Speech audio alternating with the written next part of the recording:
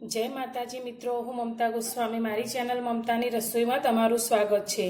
मित्रों, आज आपणे बनावशुं फराળી ढोकळा। तो कोईपण व्रत के उपवास में खाई शकाय तेवा एकदम सॉफ्ट अने जाळीदार आपणे ढोकळा बनावशुं। तो आपणे उपवास एटला माटे करता होय छे के आपणा शरीरनुं शुद्धिकरण सारी रीते थई शके, एटला माटे ज आपणा समाजमां उपवासनुं महत्व रहेलुं छे। तो अत्यारे आपणे ढोकळा बनाववा माटे मोरैयो लीधो छे, जेने सामो पण कहेवाय छे। तो आनी अंदर एवा तत्वो रहेला छे जे आपणा शरीरमां रहेला झेरी तत्वोने बहार फेंकी दे छे। तो आज आपणे खूब ज गुणकारी एवा आ मोरैया एटले के सामाना ढोकळा बनावशुं। तो तेना माटे मैं अत्यारे 1 वाटकी अने वजनमां लगभग 125 ग्राम जेटला आ मोरैया लीधा छे। तो मोरैयो तमे जोई शको छो तो आ रीते झीणो आवे छे। तो हवे आपणे आ मोरैयानो ककरो लोट तैयार करीशुं। अत्यारे आपणे एक मिक्सर जार लई लईशुं अने तेनी अंदर आ मोरैयो लई लईशुं। तो आनो आपणे करकरो लोट तैयार थाय ते रीते आपणे तेने पीसी लईशुं। मोरैयाने आपणे पीसी लीधो छे। तो आ रीते करकरो लोट आपणे तैयार करी लीधो छे। हवे जे वाटकी आपणे मोरैयो लीधो छे ते ज वाटकीना माप प्रमाणे अत्यारे मैं अर्धी वाटकी दही लीधुं छे, जे मीडियम खाटुं छे। तमारी पासे जो दही ना होय तो तमे दहीनी जग्याए લીંબુના રસનો પણ ઉપયોગ કરી શકો છો। સાથે આપણે એક કાચું બટાકું લીધું છે, જેને આપણે છાલ ઉતારી લઈશું। બટેકાની છાલ ઉતારી લીધી છે। તો બટેકું આપણે આ રીતે નાની સાઈઝનું જ લઈશું। આપણે બહુ વધારે બટેકાનો ઉપયોગ નથી કરવાનો, નહીતર આપણા ઢોકળા એકદમ સારી રીતે ફૂલશે નહીં। તો આ રીતે આપણે ટુકડા કરીને અંદર લઈ લઈશું। સાથે મેં 2 લીલા મરચાં લીધા છે, તે પણ આપણે આ રીતે ટુકડા કરીને અંદર એડ કરીશું। તમે अंदर 1 चमची आपणे फराળી मीठું લીધું છે, સિંધ મીઠું, તે અંદર એડ કરીશું। અને આપણા આ ઢોકળા એકદમ સરસ સોફ્ટ રહે તેના માટે આપણે 1 ચમચી જેટલું તેલ એડ કરીશું। અને અત્યારે હાલ આપણે બિલકુલ પાણી એડ કર્યા વગર એકવાર આને આપણે પીસી લઈશું। આપણે મોરૈયાને પીસી લીધો છે, પરંતુ અત્યારે આપણે પાણી એડ કર્યા વગર પીસેલું। તો આ રીતે જાડું એવું બેટર તૈયાર થયું છે। તો હવે આપણે જે દહીંવાળી વાટકી હતી તેની અંદર 4 થી 5 ચમચી જેટલું પાણી રેડી અને મિક્સર જારની અંદર એડ કરીશું અને ફરી તેને આપણે પીસીશું। તો થોડું પાણી રેડી અને આપણે આ રીતે બધી જ વસ્તુને સારી રીતે પીસી લીધી છે। તો હવે આપણે એક બાઉલ લઈ લઈશું અને તેની અંદર આપણે આ બેટરને લઈ લઈશું। તો તમે જોઈ શકો છો એક રિબિનના જેમ પડે તેવું આપણે આ બેટર બનાવીને તૈયાર કરવાનું છે। હવે આપણે આ બનાવેલા બેટરને આ રીતે ચમચીથી મિક્સ કરી લઈશું। હવે આપણે જે દહીં અને પાણીથી આ સામાને મિક્સ કર્યો છે, તો સામો આપણો સારી રીતે ફૂલી જાય તેના માટે આ બેટરને આપણે 10 મિનિટ માટે ઢાંકી અને રેસ્ટ આપીશું।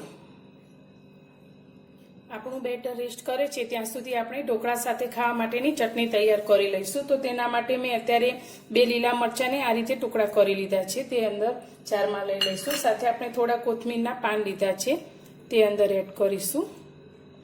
તમે કોથમીર વગર પણ આ ચટણી બનાવી શકો છો। સાથે મેં અત્યારે સૂકા કોપરાનું છીણ લીધું છે, અડધી નાની વાટકી, જે અંદર એડ કરીશું। તમે લીલા નારિયેળનું છીણ હોય તો તે પણ લઈ શકો છો। ને સાથે આપણી ચટણી થોડી ક્રીમી બને તેના માટે મેં કાચા સિંગદાણા લીધા છે, તે અંદર એડ કરીશું। સાથે આપણે 1 લીંબુનો રસ એડ કરીશું। તમે આની જગ્યાએ દહીં પણ લઈ શકો છો। સાથે આપણે 1 ચમચી નાની સિંધ મીઠું એડ કરીશું। 2 ચમચી જેટલું પાણી રેડી અને આપણે આ ચટણીને પીસી લઈશું। આપણી આ ઢોકળા સાથે ખવાતી ચટપટી ચટણી બનીને તૈયાર છે। તો હવે આને આપણે સાઈડમાં મૂકીશું અને હવે આપણે જે બેટરને સાઈડમાં રાખ્યું હતું તે લઈ લઈશું અને તેને આપણે 30 સેકન્ડ આ રીતે સારી રીતે ફેંટી લઈશું, જેથી આપણા ઢોકળા જે બનશે એકદમ સોફ્ટ અને જાળીદાર તૈયાર થશે। હવે આની અંદર આપણે ખાવાનો સોડા ઉમેરીશું। તો અત્યારે મેં એક નાની અડધી ચમચી જેટલો સોડા લીધો છે, તમે ઈનો ફ્રૂટ સોલ્ટ પણ ઉમેરી શકો છો। હવે આપણે સારી રીતે મિક્સ કરી લઈશું।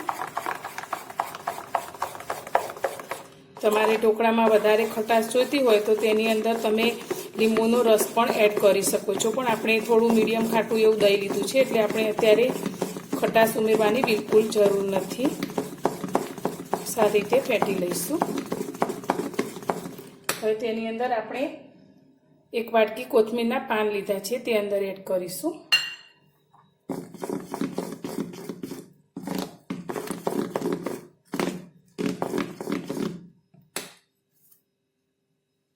ઢોકળાને પાથરવા માટે મેં અત્યારે આ રીતે સ્ટીલની થાળીને તેલથી ગ્રીસ કરી લીધી છે. તમે જો ફરાળમાં તેલનો ઉપયોગ ન કરતા હોય તો તમે ઘી પણ લઈ શકો છો. હવે આપણે બનાવેલું બેટર આ થાળીની અંદર લઈ લઈશું.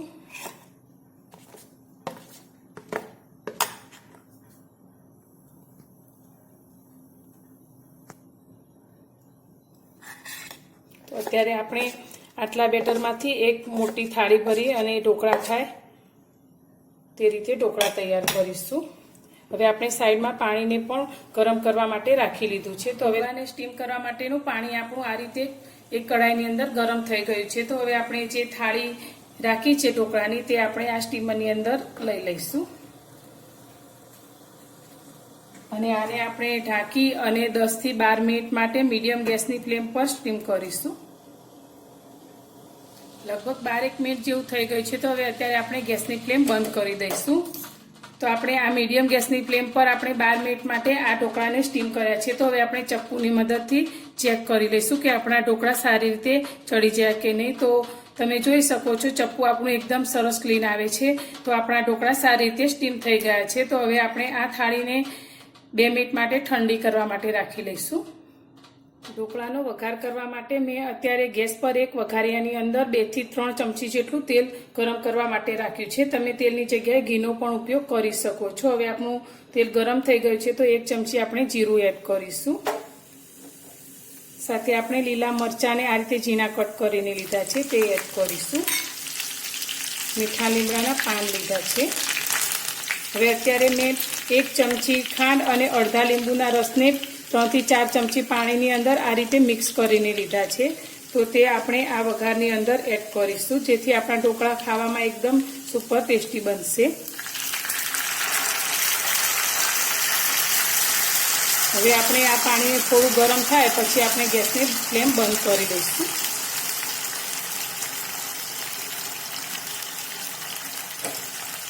હવે આપણે ઢોકળાને જોઈ લઈએ. આપણી ઢોકળાની થાળી ઠંડી થઈ ગઈ છે. તો હવે આપણે તેને કાપા કરી લઈશું. તો આ રીતે આપણે કાપા કરીશું. તો કાપા કરતી વખત તમે જોઈ શકો છો આપણા ઢોકળા કેટલા સરસ સોફ્ટ બન્યા છે. આપણે બધા જ એક સરખા આ રીતે કટ કરી લઈશું. ઢોકળાને આપણે કટ કરી લીધા છે. તો હવે આપણે જે વઘાર તૈયાર કરીને રાખ્યો છે તે આપણે આ ઢોકળાની ઉપર આ રીતે રેડીશું. તો બધી જ બાજુથી એક સરખું રેડાય તે રીતે આપણે રેડીશું. તમે ખાંડ લીંબુના પાણીનો ઉપયોગ ન કરવો હોય તો તે કર્યા વગર પણ ઢોકળાનો વઘાર કરી શકો છો. પણ થોડી ખટાશ સાથે થોડું ગળપણ હોય તો ઢોકળાનો ટેસ્ટ એકદમ સરસ આવે છે. આ રીતે આપણે બધું જ છાંટી દઈશું.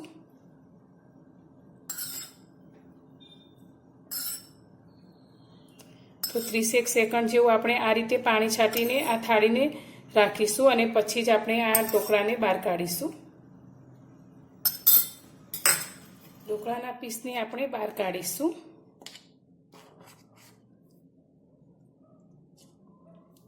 તો આ રીતે તમે જોઈ શકો છો એકદમ જાળીદાર અને સોફ્ટ આપણા ઢોકળા બનીને તૈયાર છે ને ખાવામાં તો એકદમ ટેસ્ટી. તો અંદરથી પણ એકદમ સરસ પોચા રૂ જેવા આપણા ઢોકળા બનીને તૈયાર છે. તો હવે આપણે આને સર્વિંગ પ્લેટમાં સર્વ કરશું. ઢોકળાને આપણે સર્વિંગ પ્લેટમાં સર્વ કરશું. તો એકદમ ટેસ્ટી અને પચવામાં હળવા અને ઉપવાસમાં ખાવા માટે આપણા આ ફરાળી ઢોકળા બનીને તૈયાર છે. તો તમને મારી આ ફરાળી ઢોકળા બનાવવાની રેસીપી પસંદ આવી હોય તો મારા વિડીયોને લાઇક કરજો, શેર કરજો અને મારી ચેનલ પર નવા હોય તો ચેનલને સબસ્ક્રાઈબ કરજો. તો કોપરાની ચટણી અને આ ઢોકળા આપણા તૈયાર છે. તો મારી ચેનલ પર નવા છો અને ચેનલને સબસ્ક્રાઈબ નથી કરી તો સબસ્ક્રાઈબ જરૂરથી કરજો. તો ફરી મળીશું એક નવી જ રેસીપી સાથે નવા વિડીયોમાં.